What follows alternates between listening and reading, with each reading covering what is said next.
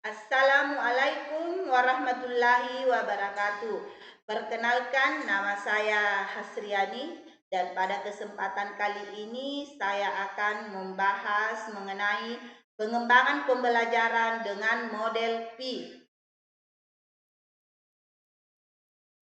Dalam pembahasan kali ini saya akan menjelaskan mengenai apa itu pembelajaran model P, bagaimana pengembangan pembelajaran PAI dengan menggunakan model P.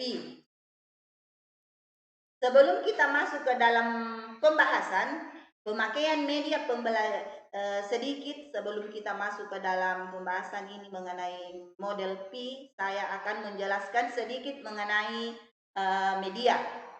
Pemakaian media pembelajaran dalam proses belajar mengajar juga dapat membangkitkan keinginan dan minat yang baru bagi peserta didik, membangkit motivasi belajar, dan bahkan membawa pengaruh psikologis terhadap peserta didik. Selain dapat meningkatkan motivasi belajar, media juga meningkatkan pemahaman peserta didik terhadap pelajaran. Nah, di era modern ini, perkembangan media pembelajaran semakin maju, di mana media berfungsi untuk mengarahkan peserta didik memperoleh berbagai macam pengalaman belajar yang ditentukan oleh interaksi peserta didik dengan media, di mana media yang tepat sesuai dengan tujuannya akan mampu mempertinggi hasil pembelajaran, di mana media pembelajaran merupakan penyalur pesan antara informasi belajar, salah satunya dengan menggunakan model P ini yang akan saya jelaskan.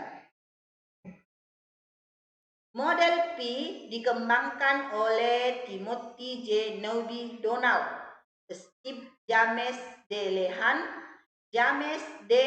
Russell, dan Anne Ottenbreit dalam bukunya yang berjudul Educational Technology for Teaching and Learning.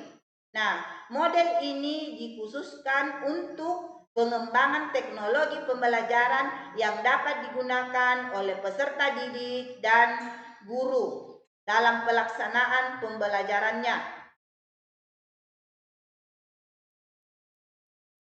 Model P ini sendiri merupakan akronim dari perencanaan, implementasi, dan evaluasi. Nah, sedikit saya jelaskan mengenai perencanaan, implementasi, dan evaluasi.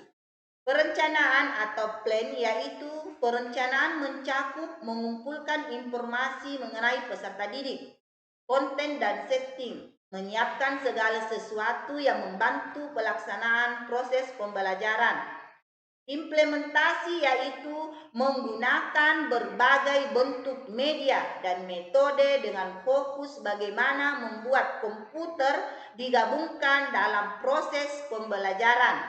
Yang terakhir, evaluasi mencakup kinerja peserta didik dan bagaimana data tersebut dapat digunakan kinerja peserta didik secara berkelanjutan. Nah, dalam pengembangan pembelajaran PAI ada 3 tahapan yang harus dilakukan dalam proses pembelajaran dengan menggunakan model P ini. Yang diantaranya yang ada 3 tadi adalah plan atau perencanaan, implement atau implementasi, evaluate atau evaluasi.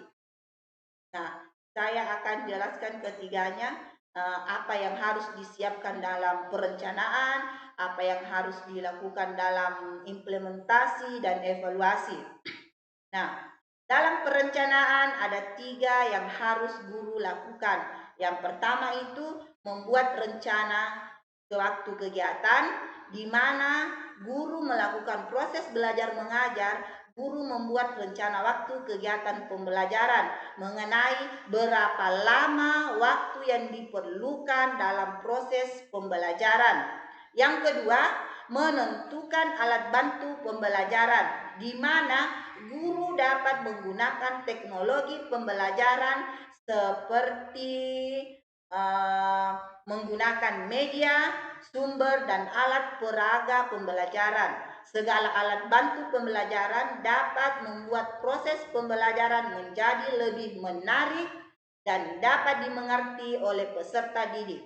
Yang ketiga, mengetahui karakteristik peserta didik, di mana seorang guru perlu mengadakan asesmen awal untuk mengetahui kebutuhan peserta didik dan bagaimana karakternya.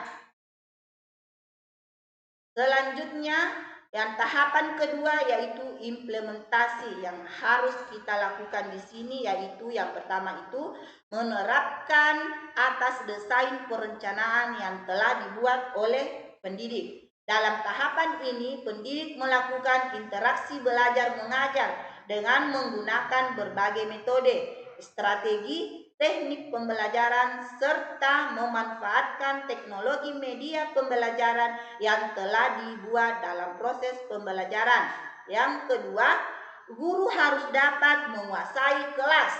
Dalam proses pembelajaran dapat dilihat bagaimana guru menanggapi atau menangani setiap kesalahan atau kekeliruan dari kejadian yang dialami oleh peserta didik dan proses pembelajarannya. Yang ketiga adalah evaluasi, di mana evaluasi itu sendiri yaitu kegiatan mengukur perubahan perilaku yang terjadi pada peserta didik. Di mana di sini evaluasi adalah alat untuk mengukur ketercapaian tujuan pembelajaran. Dengan evaluasi dapat diukur kualitas dan kuantitas pencapaian tujuan pembelajaran. Nah, yang harus dilakukan dalam evaluasi ini ada dua, yaitu yang pertama, evaluasi untuk guru dan peserta didik, di mana seorang guru menilai perubahan tingkah laku pada peserta didik. Apakah tujuan pembelajaran yang telah dilakukan berjalan sesuai dengan rencana atau tidak.